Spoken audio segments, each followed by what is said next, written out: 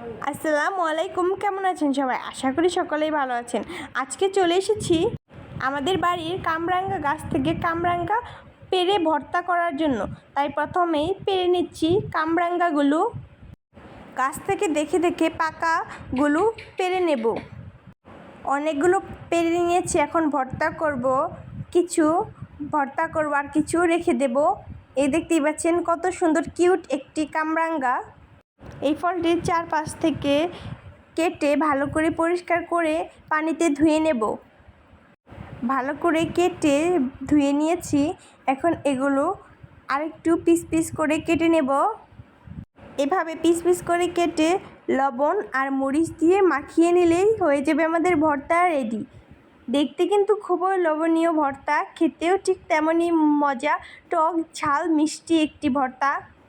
আজকের মতো বিদায় নিচ্ছি, আল্লাহ হাফেজ।